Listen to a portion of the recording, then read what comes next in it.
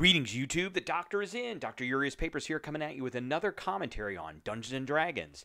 Don't forget to hit that subscribe button. If you like this video, hit the like button. And if you have any questions or comments, please leave a question or comment. All right, today we are going to talk about how to manipulate saving throws negatively in 5th edition Dungeons & Dragons. I want you to think back to a time that you were playing and you cast a great spell like Hold Person or Blindness, something that was going to just be very negative, very detrimental to the enemy, to the whoever the dungeon master was throwing at you. And you went to have them make a saving throw, and the dungeon master says, "Oh, I rolled a 20, I rolled a 19," and you didn't get it, and it's a wasted spell, and then nothing basically happened after that, and you were very frustrated. So we're going to talk about how what options characters have that they can use to actually manipulate that particular metric for 5th edition Dungeons & Dragons. And there are many, many different ways to do it. We're going to go over some of them. I'm going to talk about what it is, whether it's an ability or a cantrip or a spell, what it belongs to, like what level spell or what class it belongs to, and which one of the references you can find it in. All right, so the first one we're going to talk about, and you're going to, as we go through these, you're going to kind of see a pattern with who can use these, and you can kind of use that pattern to try and think about how you could build a character that almost specializes in manipulating saving throws. So the first one we're going to talk about is Unsettling Words. This is a bard ability that comes from the College of Eloquence. They get it at 3rd level when they get College of Eloquence. And it's out of Tasha's Cauldron of Everything. So with it, you can use your bardic inspiration and choose one creature that you can see within 60 feet. That creature must subtract the number rolled from the next saving throw it makes before the start of your next turn. Now, your bardic inspirations are bonus actions. So you could bonus action Unsettling Words on something and then slap it with a Hold Person or a Hold Monster or a Dominate spell or an Eye Bite spell, and it's going to fail that next saving throw. Or it's going to take a penalty, depending on your level, of course. It starts out at the D6, but that might be all you need. And this is an extremely powerful ability because bards get many, many uses of bardic inspiration per long rest, and eventually they get to reset them after short rests. So this could be going off all the time. And if you were to combine this with another class, which we're going to see other classes here that have abilities, this becomes extremely powerful to ensure that whenever you use something that is essentially going to shut an enemy down and allow your party members to be able to use their abilities to the most efficient possible way, that you can ensure that your spells that are going to lock things up are going to happen. All right, the next ability we're going to look at is Cosmic Omen, or Cosmic Omen, I'm sorry. And it is a druid ability that comes from the Circle of Stars. They get it at 6th level, and it's from Tasha's Cauldron of Everything. A lot of this stuff comes from Tasha's. So you look at your star map for omens, and this is whenever you finish a long rest. You'd roll a die. Until your next long rest, you gain access to a special reaction based off the number that you rolled. If you rolled an odd number, whenever a creature you can see within 30 feet of you is about ready to make an attack roll, a saving throw, or an ability check, you can use your reaction to roll a d6 and subtract the number rolled from the total. And you can use this a number of times equal to your proficiency bonus, and you get everything after a long rest. This, again, is super powerful. You give it's almost like a free Bane, except it's a D6, and you get to use it a number of times a day equal to your proficiency bonus. By the time you're 6th level, you've got a +3, so you're using it at least 3 times a day. You could get up to higher levels at 4 times a day, which is more than enough. Again, you gotta. Unfortunately, there's a a little bit of randomness that comes with, because you can get even, and that gives an addition to somebody else. This is not affecting something negatively. That could affect something positively. But a woe, if you roll that odd number on that on any die, then you can start subtracting from their saving throws. All right, so the next thing we're going to talk about is the Storm Ruin.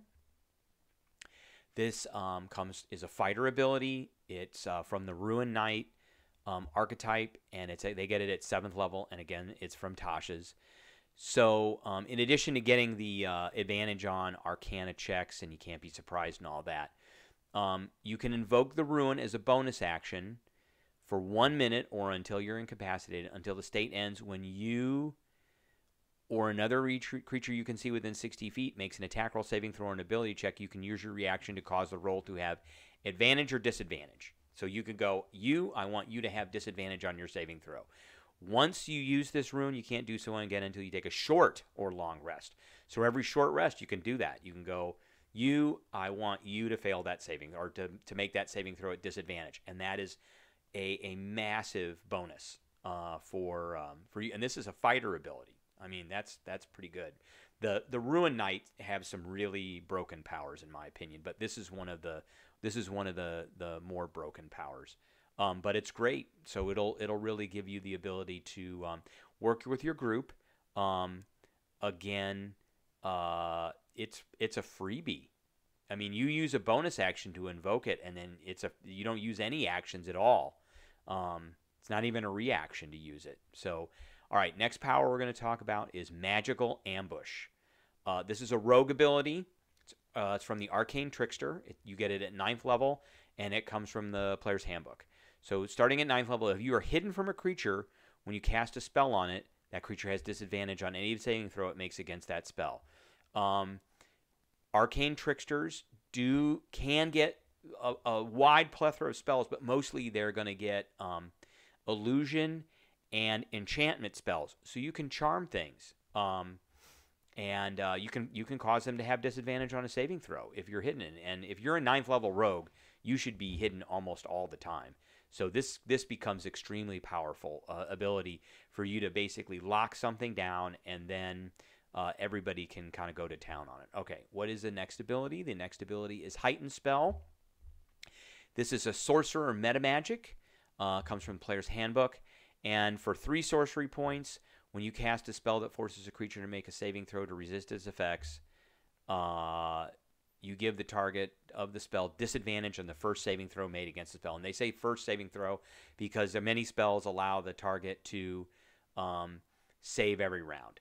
But this could cause them to initially fail that saving throw. So this is a really powerful... It is 3 sorcery points, but sorcerers do end up getting quite a few sorcery points. All right, the next ability we have is Bend Luck. Sorcerer ability. It's wild magic, and you get it at 6th level. So starting at 6th level, you have the ability to twist fate using your wild magic.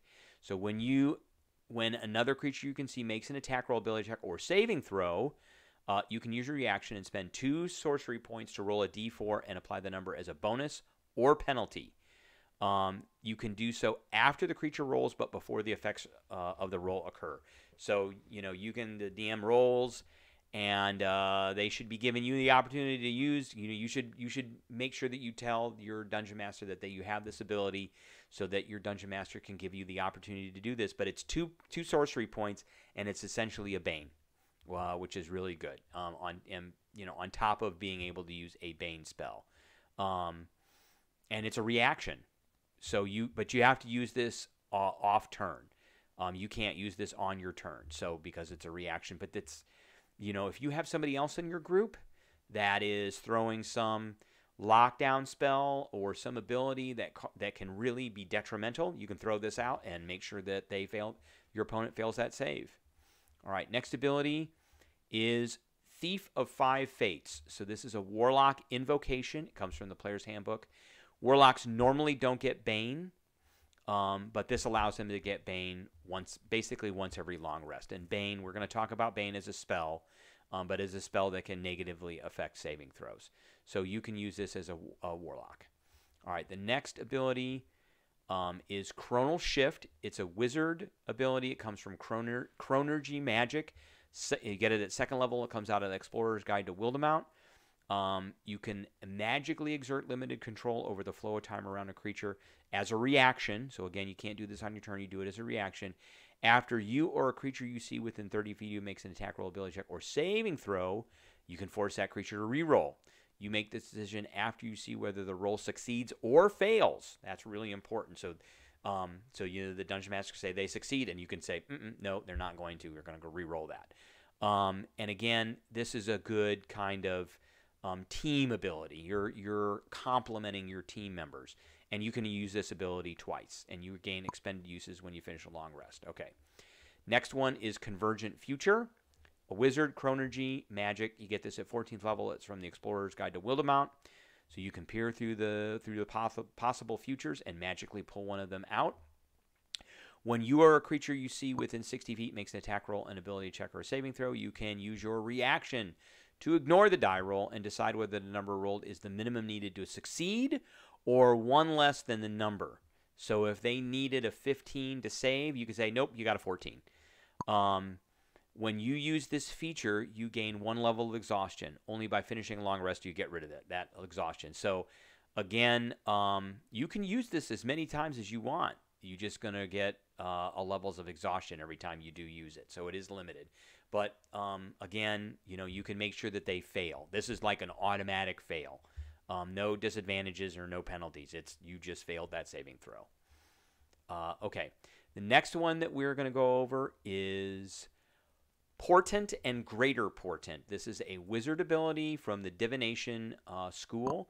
Portent you get at 2nd level when you take the Divination, and Greater Portent you get at 14th level. So starting at 2nd level, when you choose this school, you glimpse the future. After you finish a long rest, you roll 2 20s and you record those numbers. You can replace any attack roll, saving throw, or ability check made by you or a creature that you can see with one of these foretelling rolls. You must choose to do so before the roll, and you can replace a roll in this way only once per turn. So each foretelling can only be used once, and when you finish a long rest, you lose them. So what happens with this is you roll 2 dice. If you get a 1 or 2 of these are low, and I would suggest anything less than a 10 is low, you can keep those, and then when you cast or when you see somebody else cast a spell that is going to be very bad if they fail their saving throw, you can hand that over to the Dungeon Master and say, here is the saving throw roll I would like you to take. And then you see if it succeeds or not. Normally, if it's less than 9, it's usually a good indicator that, especially the higher level you are, it'll more than likely the odds they'll fail it. Now, at 14th level, you get Greater Portent, and instead of this twice per long rest, you get it 3 times per long rest, which is really, really powerful. You can also use this to make sure people hit with attack rolls and things, but we're talking about saving throws. So that's how you use this to negatively impact a saving throw. All right, the next thing we're going to do is we're going to start talking about some cantrips and spells. So the first cantrip / spell we're going to talk about is Mind Sliver. It's a cantrip. It's usable by sorcerers, warlocks, and wizards. It's from Tasha's Cauldron. Bards don't get this. You drive a disorienting spike of psychic energy into the mind of one creature you can see within range. I believe the range on this is 60 feet. They got to make an intelligence saving throw. They take some damage, and they subtract 1d4 from the next saving throw it makes before the end of your next turn. The end of your next turn. And that's 1 saving throw. And so you could kind of game this to do this with one of your spells. If you have more, like if you're a sorcerer, you could use this as a bonus action with Quicken Spell, and then you could cast something like Hold Person or Hold Monster or Dominate or something like that. Also, you can use this as a team effect, so you could cast this and right before somebody else is getting ready to cast one of those spells as well. And of course, as you go up levels, it does more damage. This is a cantrip, so this is a freebie. You can use this all the time, and that's just a little extra bonus that you get. And when this one is combined with some of these other powers that you might have as a sorcerer or a wizard or a warlock, it can really come in handy. It gives you more options for manipulating saving throws. The more times you can do something like this, the more effective it's going to be. All right, the next thing we're going to talk about is Bane. So this is a first level spell. It's usable by bards. It's usable by clerics. Clerics of the Grave Domain get it as a domain spell. Paladins of the Oath of Vengeance get it as a domain spell. And Warlocks of the Undead get it as one of their spells. And then I also mentioned there is the Thief of Five Fates, which is a Warlock invocation that allows them to use Bane. You choose 3 creatures that you can see within range. They have to make charisma saves. If they fail,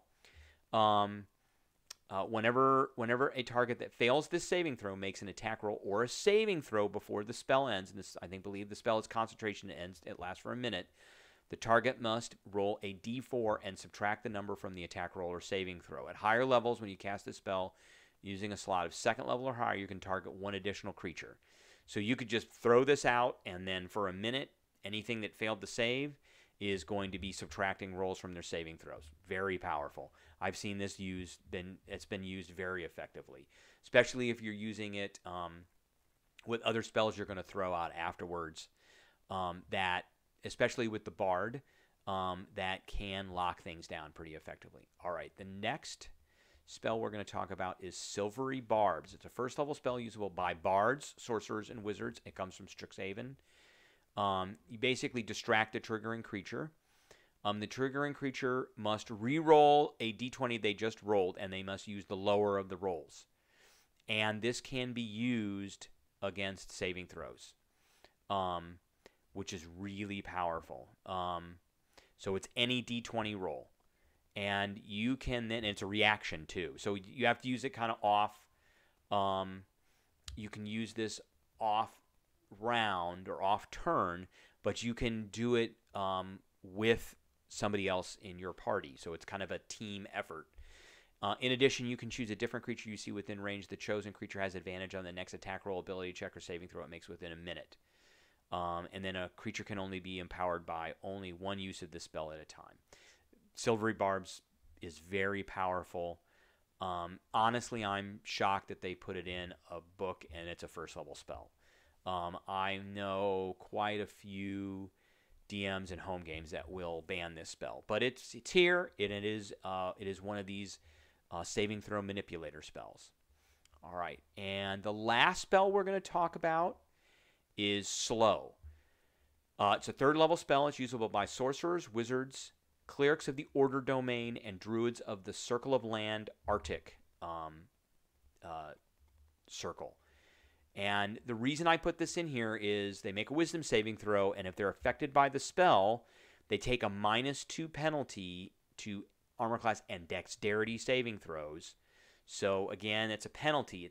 This is not the best manipulator of saving throws, but it is there, and it could be used for, fireballs, lightning bolts, a lot of damaging spells use the dexterity saving throw. So you could use this as a kind of added layer on top of that. So that's where we're going to end. But one thing I do want to go back and talk about is kind of some of these class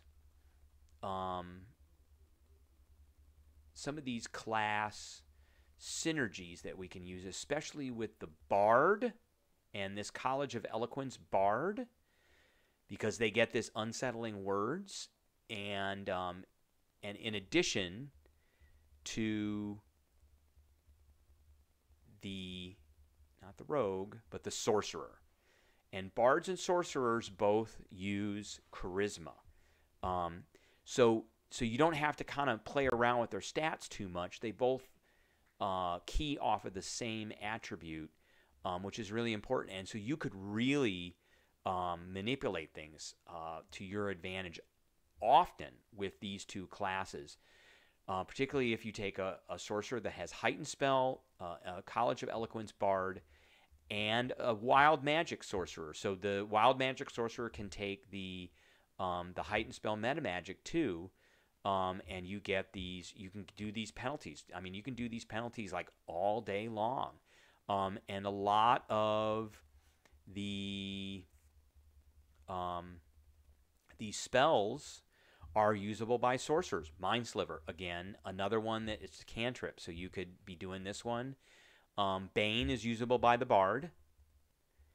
and silvery barbs, usable by bard and sorcerer, and slow is usable by the sorcerer.